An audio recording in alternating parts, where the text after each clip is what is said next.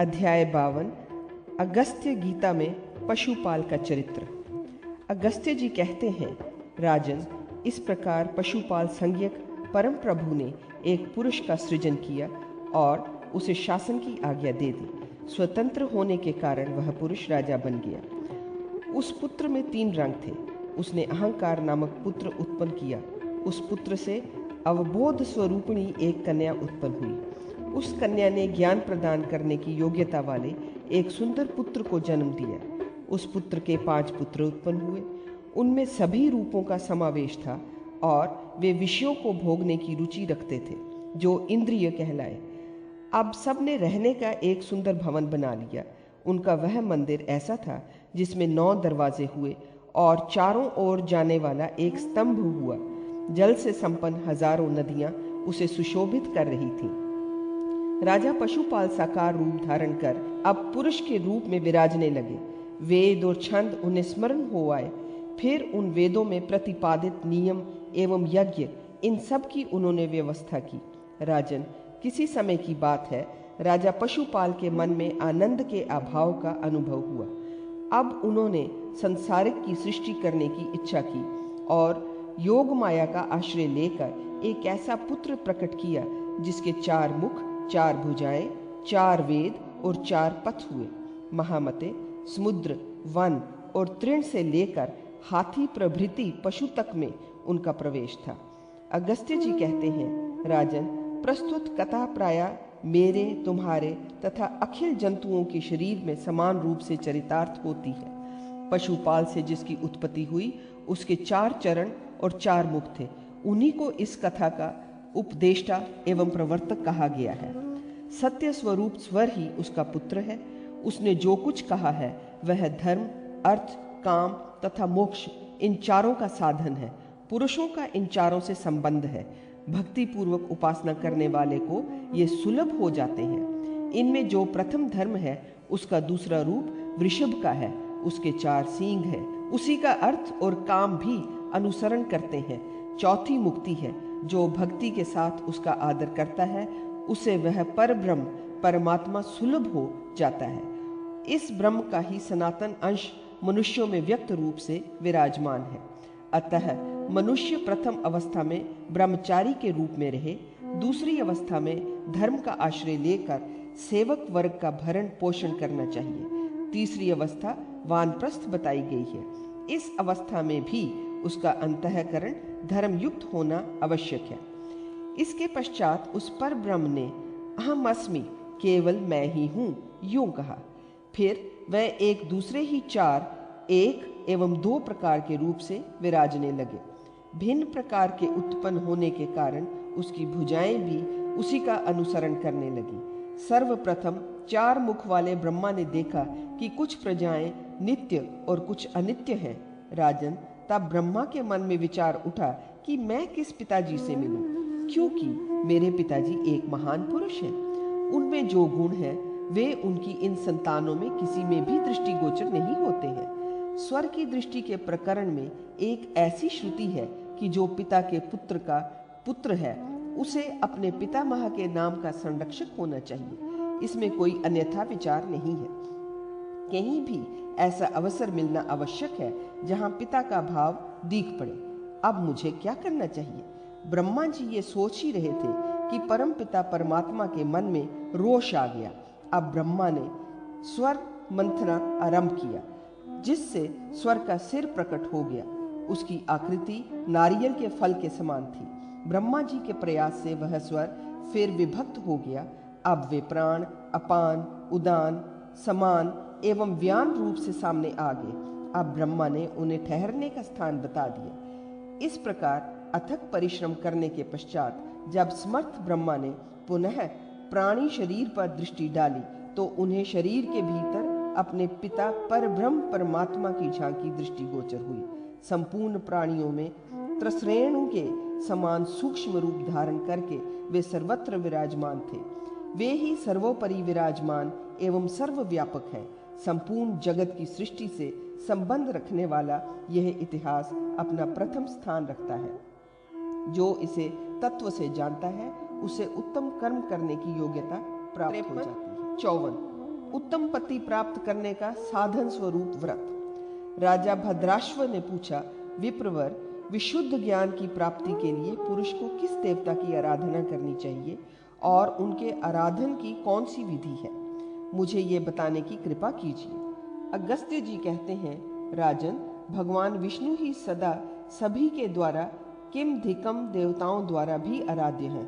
अब इनके पूजन का प्रकार बताता हूँ जिससे वर प्राप्ति हो सकती है। देवताओं, मुनियों एवं मानवों प्रायः सभी के लिए ये रहस्य की बात है। भगवान नारायण ही सर्वोपरि देवता है। उन्हें प्रणाम करने पर प्राणी क्लेश नहीं पाता।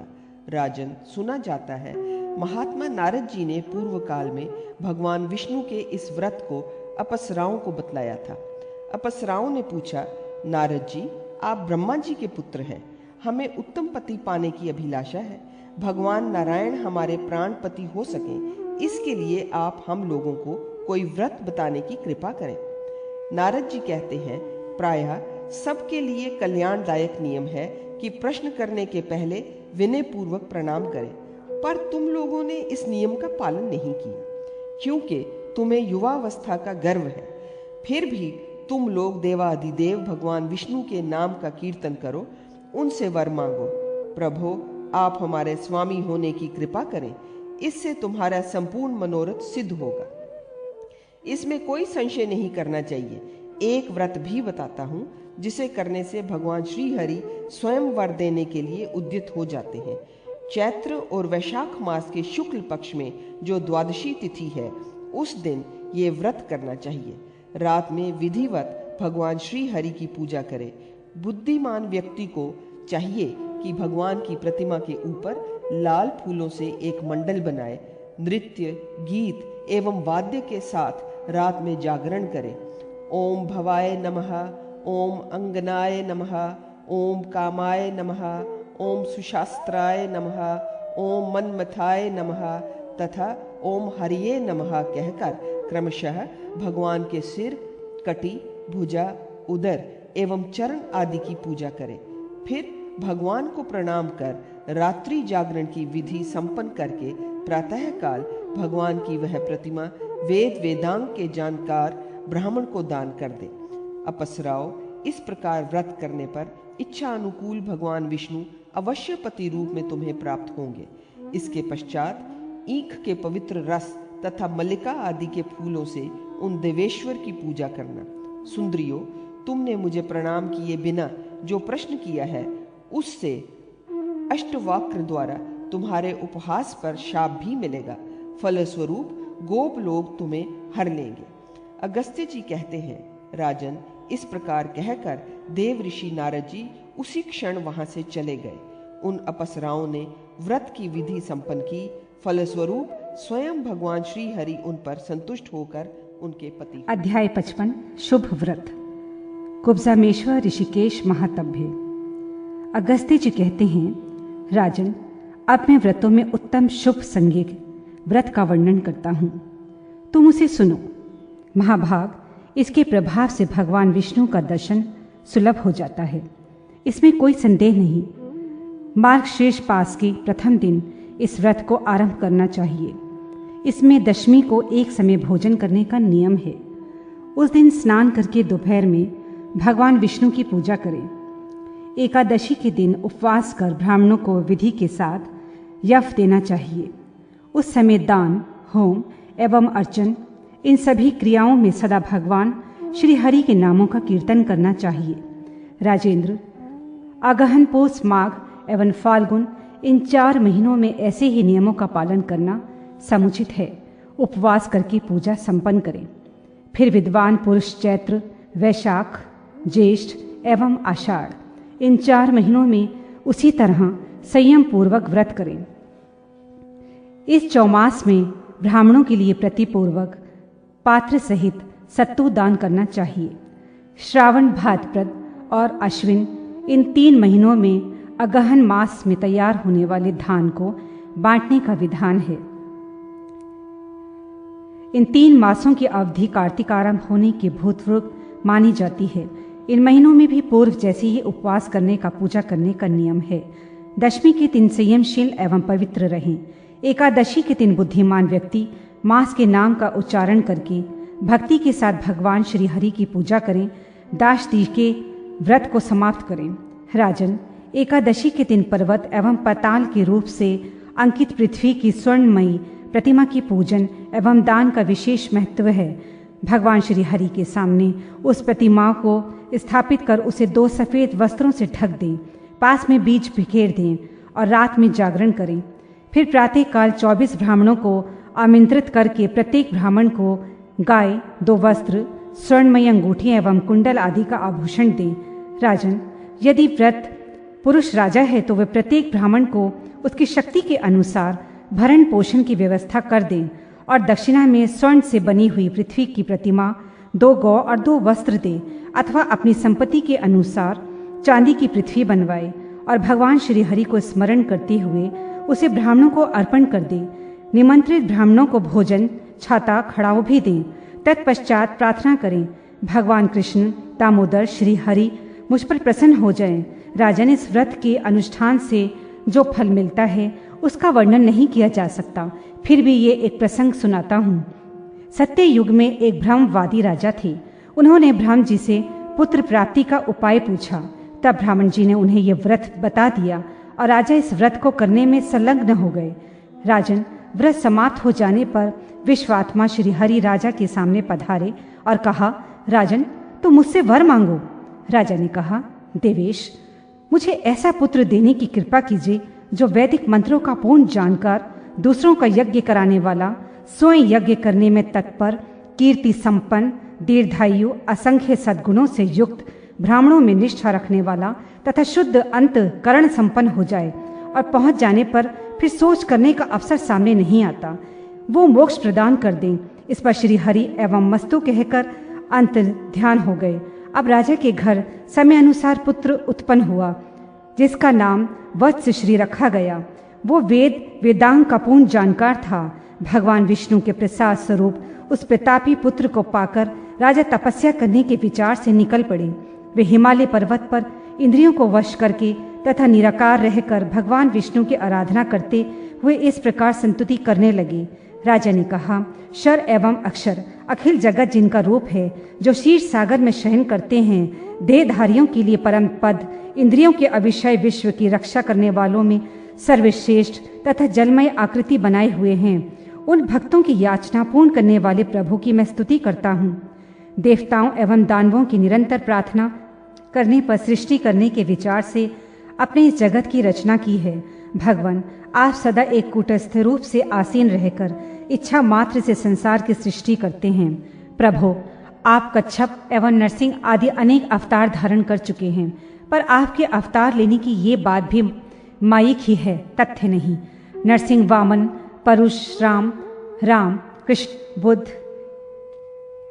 कल्कि, वरेश, शंभु एवं विभुधारी नाशन आदि नामों से संबोधित होने वाले भगवान, आपको मेरा निरंतर प्रणाम है।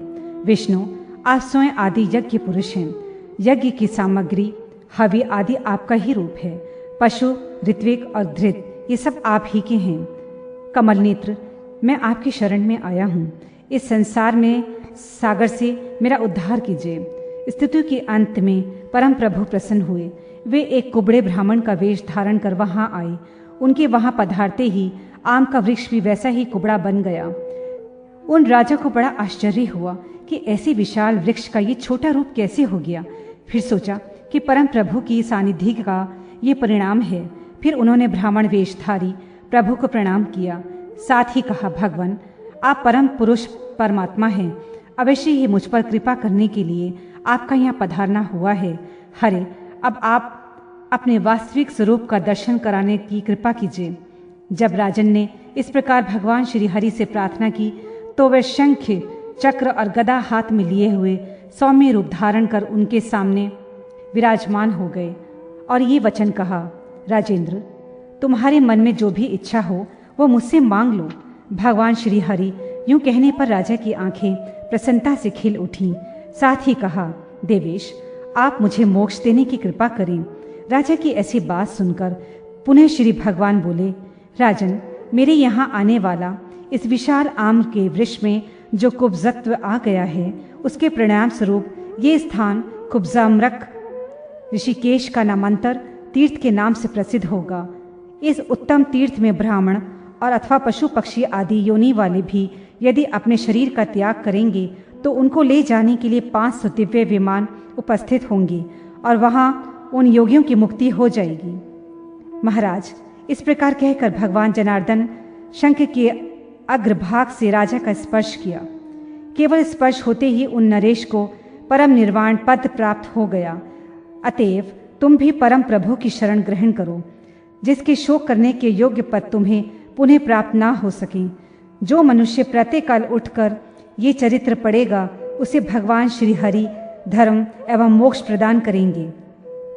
राजन, जो परम पवित्र शुभ व्रत को करेगा उसे इस संसार में संपूर्ण सुख संपत्ति और भोग सुलभ होंगे और आयु समाप्त होने पर वे भगवान में लीन हो जाएगा। धन्य व्रत अध्याय। अगस्त्य जी कहते हैं, राजन, इसके बाद अब उत्तम धन्य व्रत बताता हूँ, जिसके प्रभाव से निर्धन व्यक्ति भी यथाशीघ्र धन्यवाद का पात्र हो सकता है। ये नक्त व्रत है। अगहन मास के शुक्ल पक्ष की प्रतिपदा तिथि को ये व्रत करना चाहिए। इस व्रत में अग्नि स्वरूप भगवान विष्णु की पूजा का विधान है। ओम वैष्णवनाराय नमः, ओम अग्ने नमः, ओम हवि भुर्जाय नमः, ओम द्रविणोदाय नमः, ओम सर्वतीर्थ नमः तथा ओम ज्वलनाय नमः। इन मंत्र वाक्यों का उच्चारण करके अग्निमय भगवान श्री हरि के चरण, उदर, वक्षस्थल, भुजाएं, सिर तथा सर्वांग की क्रमशः पूजा करनी चाहिए। इस विधान से देवाधिदेव भगवान जनार्दन की अर्चना करने के पश्चात उनके सामने एक हवन कुंड बनाने की विधि है। विद्वान पुरुष इन्हीं उक्त मंत्रों द्वारा उस कुंडन में हवन करें। इस व्रत में यवान और धृत से युक्त भोजन करने की बात कही गई है। ये व्रत ऐसा ही कृष्ण पक्ष में भी होता है। 4 महीने तक इसे करना चाहिए। चैत्र से आषाढ़ तक 4 महीनों में धृत युक्त खीर तथा श्रावण से कार्तिक तक सत्तू का भोजन करने का नियम है। इस प्रकार 1 वर्ष में ये व्रत समाप्त होता है। व्रत पूरा हो जाने पर विद्वान पुरुष अग्निदेव की स्वर्णमयी प्रतिमा बनवाए और 2 लाल वस्त्रों से उसे आच्छादित कर लाल फूल से पूजा करें और लाल चंदन एवं कुंडल कुमु का अनुलेपन करें। फिर ब्राह्मण की पूजा करें, उसे 2 वस्त्र अर्पण करें और वह प्रतिमा उस ब्राह्मण को दे दें। तदंतर ये मंत्र पढ़कर प्रार्थना करें, भगवान, इस धन्य नाम को व्रत को संपन्न करने में मैं धन्य हो गया, मेरा कर्म धन्य हो गया तथा मेरी चेष्टा धन्य हो गई। अब मुझे सदा सुख शांति सुलभ हो जाए। इस प्रकार कहकर वे श्रेष्ठ प्रतिमा एवं शक्ति के अनुसार धन राशि देने का विधान है। जिसके पास भोग्य वस्तु का अत्यंत अभाव है, वो पुरुष भी यदि इस धन्य व्रत को करता है तो वे तुरंत धन्य होने का अधिकारी हो जाता है। केवल इस व्रत के करने से ही व्यक्ति इस जन्म में सौभाग्य एवं प्रचुर धन धान्य से संपन्न हो जीवन मुक्त हो जाता है। जो भी व्यक्ति इस प्रसंग को सुनेगा तथा भक्ति के साथ पढ़ेगा, वे दोनों इस लोक में उसी क्षण धन्य हो जाएंगे। ऐसा सुना जाता है कि पूर्व कल्प में महात्मा कुबेर का जन्म शूद्र योनियों में हुआ था। उस समय इन्होंने व्रत को किया था और इसके फलस्वरूप वे धन के स्वामी बन गए। कांति व्रत। अगस्त्य जी कहते हैं, राजन, अब कांति नामक व्रत को बताता हूँ। पहले चंद्रमा ने ये व्रत किया था। इसके फलस्वरूप उन्हें पुनः कांति सुलभ हो गई। प्राचीन काल की बात है।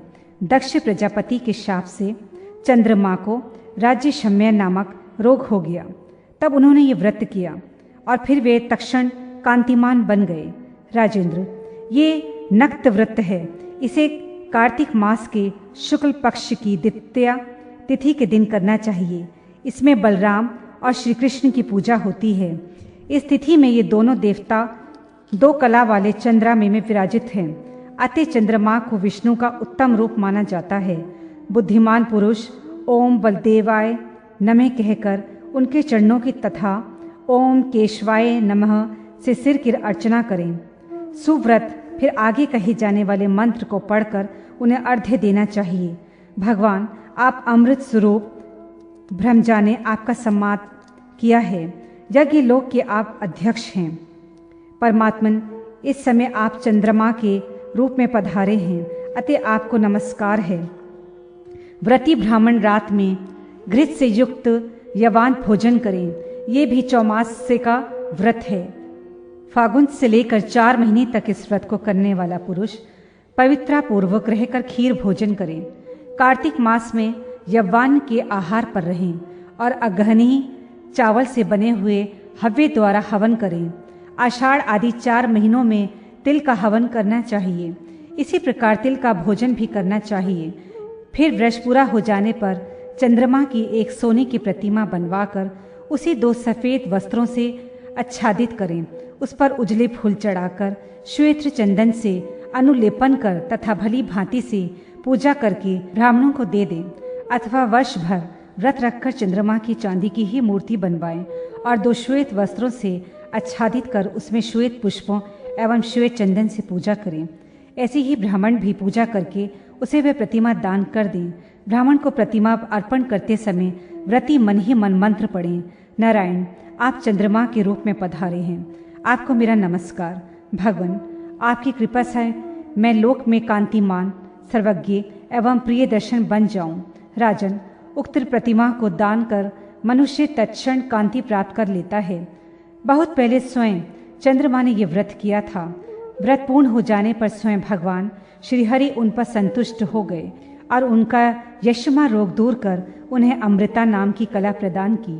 महाभाग चंद्रमा ने उस कला को द्वितीया के बाद सदा अपने में स्थान दिया। उन्हें ये कला तप के प्रभाव से ही उपलब्ध हुई। इतना ही नहीं, वे सोम और द्वितीयराज भी कहलाने लगे। शुक्ल पक्ष की द्वितीया तिथि के दिन सोम रस पीने वाले दोनों अश्विनी कुमारों का कीर्तन करना चाहिए। ये दोनों शुक्ल पक्ष की द्वितीया के चंद्रमा में श्रेष्ठ और विष्णु नाम से विख्यात होकर सुशोभित होते हैं। इसमें कोई संशय नहीं। राजेंद्र, भगवान विष्णु परम पुरुष परमात्मा है, इसमें रिक्त कोई देवता नहीं। वे भी उनके नाम धारण कर सर्वत्र सभी देवताओं रूप में विराजित हैं। सौभाग्य व्रत। अगस्त्य जी कहते हैं, राजन, अब उस सौभाग्य व्रत को सुनो जिसके आचरण से स्त्री एवं पुरुषों को शीघ्र सौभाग्य की प्राप्ति होती है, भाग्य का उदय हो जाता है। फागुन मास के शुक्ल पक्ष की तृतीया तिथि को नक्त व्रत के रूप में कृता को पवित्र एवं सत्यवादी होकर उपवास करना चाहिए। इस व्रत में लक्ष्मी सहित भगवान श्री हरि के एवं उमा सहित महाभाग शंकर की पूजा का विधान है। जो लक्ष्मी है वो ही गिरजा है और जो श्री हरि है वो ही 3 नेत्र वाले हर भी हैं। संपूर्ण वेद शास्त्रों एवं पुराण में यही सुस्पष्ट निर्देश है, किंतु जो ग्रंथ इसके विपरीत ये कहता है कि विष्णु से रुद्र भिन्न है, वो किसी अच्छे कवि का प्रबंध हो सकता है, पर उसे शास्त्र कदापि ये नहीं कहा जा सकता। अतः विष्णु रुद्र के ही स्वरूप हैं और लक्ष्मी गौरी की ही अत्यंत प्रतिकृति है। यही कहना समुचित है। जो इन भेदों दोनों में भेद बतलाता है वह निष्कृष्ट है। राजेंद्र, फिर व्रती पुरुष यज्ञ पूर्वक लक्ष्मी सहित श्री हरि की भली भांति पूजा करें। उन परम प्रभु के पूजन के मंत्र यो हैं: ओम गमीराय नमः, ओम सुभगाय नमः, ओम देवदेवाय नमः, ओम त्रिनेत्राय नमः, ओम वाचस्पतये नमः, ओम रुद्राय नमः। इन मंत्रों द्वारा क्रमशः उनके दोनों चरण, कटिभाग, उदर, मुख, सिर एवं सभी अंगों की पूजा करनी चाहिए। इस विधि के अनुसार पूजा कर मेघावी मनुष्य लक्ष्मी सहित विष्णु की और गौरी सहित शंकर की पुष्प चंदन आदि उपचारों द्वारा पूजा करें। तदंतर मूर्ति के सामने मधु एवं धृत से हवन करना चाहिए। महाराज, यदि सर्वोत्तम सौभाग्य पाने की कामना हो तो तिल एवं धृत से हवन कराएं। उस दिन बिना नमक और धृत के शुद्ध गेहूं से तैयार किया हुआ भोजन और पृथ्वी पर ही बैठकर करना चाहिए। कृष्ण पक्ष के लिए भी सही विधि बताई जाती है।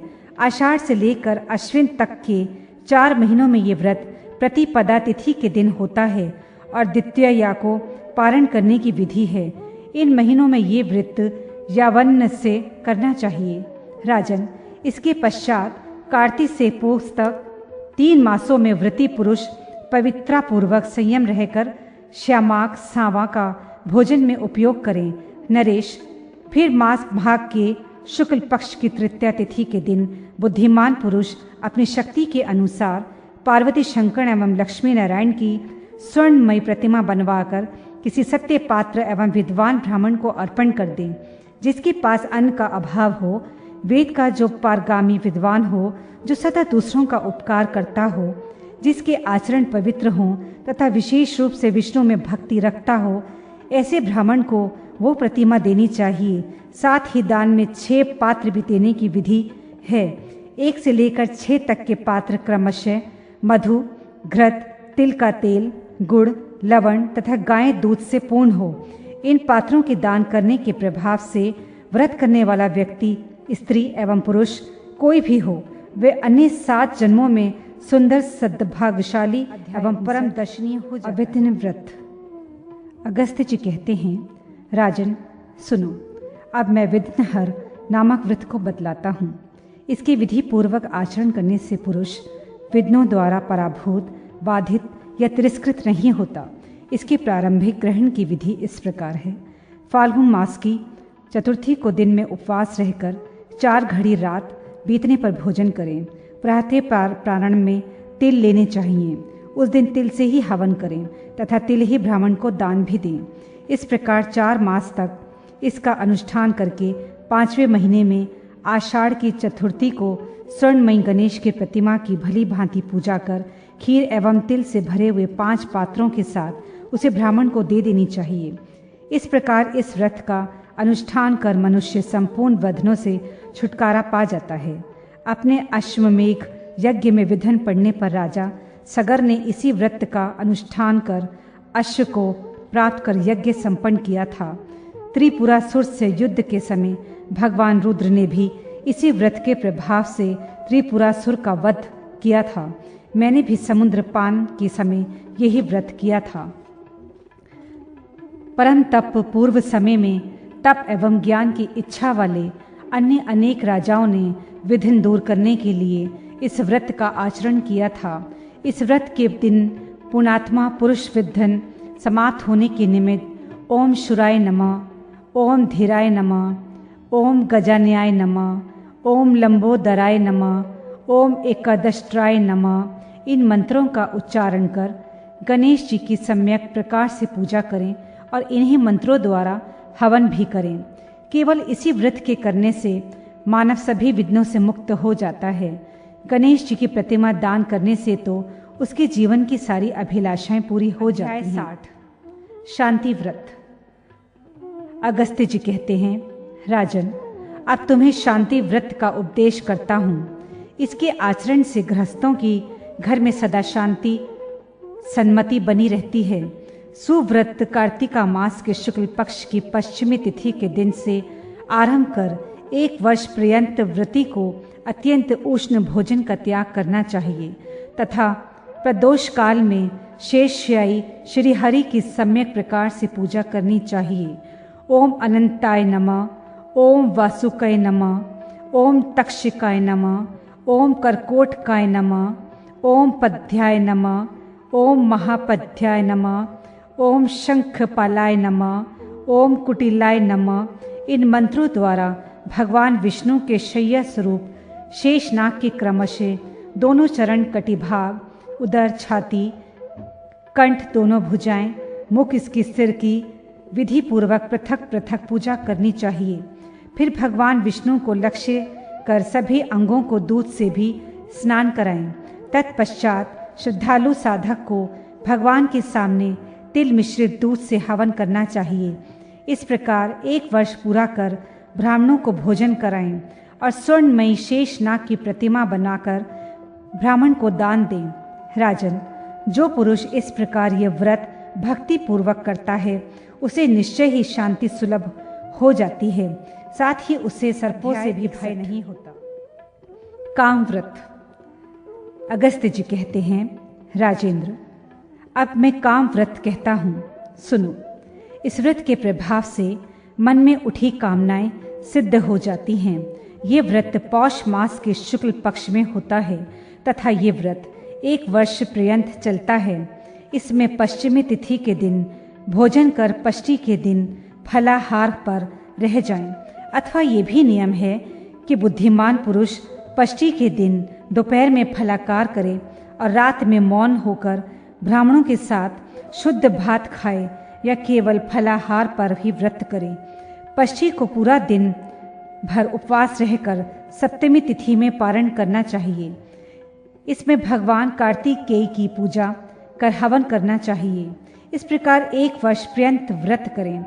षडानन, कार्तिकेय, सेनानी, कृतिका सुत, कुमार, स्कंद इन नामों से विष्णु ही प्रतिष्ठित है, अतः उनके इन नामों से ही पूजा करनी चाहिए।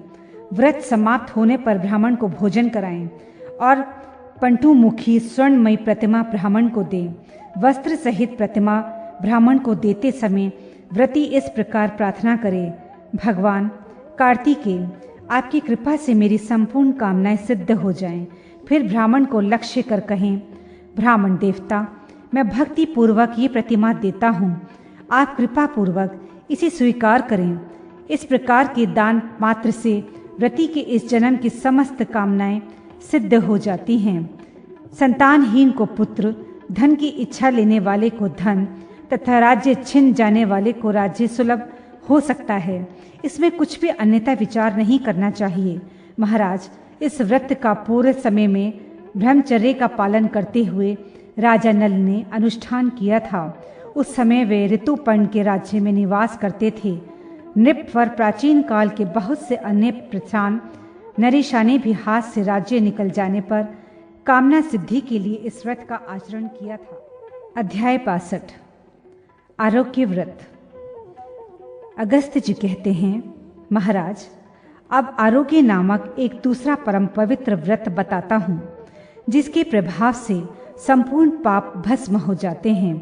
इस व्रत में आदित्य, भास्कर, रवि, भानु, सूर्य, दिवाकर एवं प्रभाकर इन 7 नामों से भगवान सूर्य की विधि पूर्वक पूजा करनी चाहिए। इस व्रत में पष्ठी तिथि के दिन भोजन कर सप्तमी को प्रातःकाल भगवान भास्कर की पूजा करते हुए उपवास करना चाहिए। फिर अष्टमी तिथि को भोजन करें। यही इस व्रत की विधि है। इस प्रकार पूरे 1 वर्ष तक भगवान सूर्य की पूजा करता है, उसे इस व्रत जन्म में आरोग्य, धन तथा धान्य सुलभ हो जाते हैं।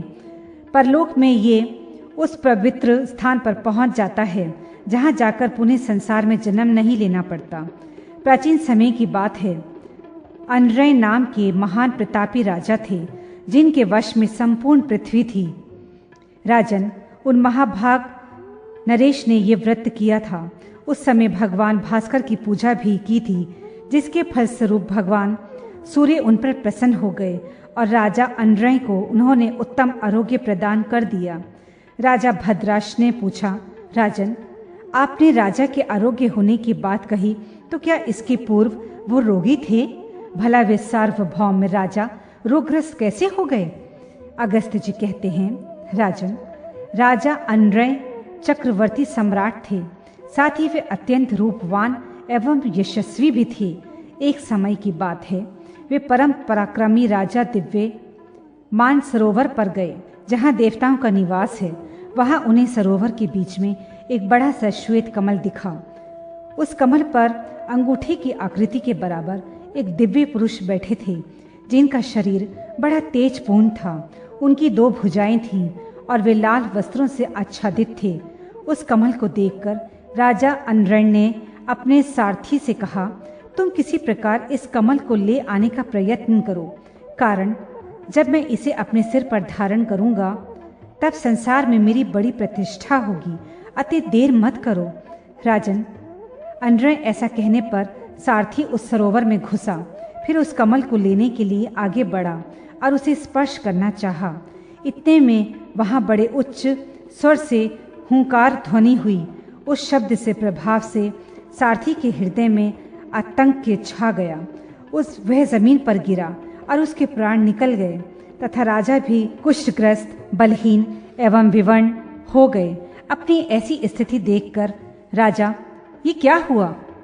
वे चिंता में पड़ गए और वहीं रुके रहे। इतने में महान तपस्वी ब्रह्मपुत्र बुद्धिमान वशिष्ठ जी वहां आ गए और उन्होंने राजा अनन्य से पूछा, राजन, तुम यहाँ कैसे पहुंचे और तुम्हारे शरीर की ऐसी स्थिति कैसे हुई? अब मैं तुम्हारे लिए क्या करूं, ये बताओ। राजन, वशिष्ठ जी के इस प्रकार पूछने पर अनन्य उनसे कमल संबंधी संपूर्ण वृत्तांत का वर्णन किया। राजा की बात सुनकर मुनि ने कहा, राजन, तुम साधु थे पर तुम्हारे मन में असाधुता आ गई, इसलिए तुम पर कुष्ठ रोग का आक्रमण हो गया है।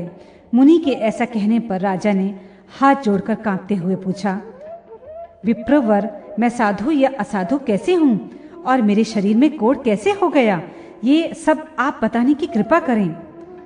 वशिष्ठ जी बोले, राजन, इस ब्रह्मभद्र कमल की 3 लोकों में प्रसिद्ध है। इसके दर्शन की बड़ी भारी महिमा है। इससे संपूर्ण देवता प्रसन्न हो सकते हैं। राजन, 6 महीने के भीतर कभी भी जनता इस सरोवर में ये कमल देख लिया करती है। जो मनुष्य केवल इसका दर्शन करके जल में पैर रख देता है, उसके संपूर्ण पाप भाग जाते हैं और वह पुरुष निर्वाण पद का अधिकारी हो जाता है। क्योंकि जल में दिखने वाला ये ब्राह्मण जी का प्रारंभिक मूर्ति है।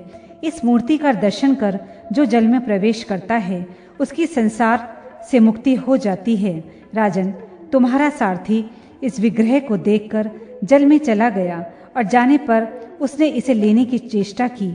नरेश, इसका कारण ये था कि तुम्हारे उनमें लोभ उत्पन्न हो गया था एवं तुम्हारी बुद्धि नष्ट हो चुकी थी। इसी का परिणाम है कि तुम कोढ़ी बन गए हो। तुमने इनका दर्शन कर लिया है, जिसके कारण साधु की श्रेणी में आ गए। नरेश, साथ ही इस कमल को पाने के लिए तुम्हारे मन में जो मोह उत्पन्न हो गया, इस कारण मैंने तुम्हें असाधु कहा। देवताओं का जो कथन है कि मानसरोवर के ब्रह्मपद नामक कमल पर ब्रह्म रूप में भगवान श्री हरि आकर विराजते हैं, उनका दर्शन भर हम उस ब्राह्मण पद को पा जाएंगे, जहाँ से पुनः संसार में आना नहीं पड़ता है। राजन, यही कारण है कि तुम्हारे अंग में कुष्ठ हो गया। इस कमल पर स्वयं भगवान श्री हरि सूर्य का रूप धारण करके विराजते हैं। वस्तुतः विचार किया जाए तो ये सनातन परम ब्रह्म परमात्मा का ही रूप है। मैं इसको अपने सिर पर धारण करूं, जिससे मेरी प्रसिद्धि हो जाए। तुमने ऐसी भावना लेकर इसे प्राप्त करने के लिए सारथी को भेजा। ये बेचारा सारथी तो उसी क्षण अपने प्राणों से हाथ धो बैठा था और तुम्हारी देह कुष्ठ रोग व्याप्त हो गई। अतएव महाराज, तुम भी ये आरोग्य नामक व्रत करो। इसके व्रत के करने से तुम कुष्ठ रोग से छुटकारा पा जाओगे। ऐसा कहकर वशिष्ठ जी राजा के पास से चले गए। राजा भी उनकी बात सुनकर प्रतिदिन उस सरोवर पर जाने तथा वहां ब्राह्मण जी के दर्शन करने का नियम बना लिया और वे शीघ्र ही कुष्ठ मुक्त होकर स्वस्थ एवं कृतार्थ हो गए।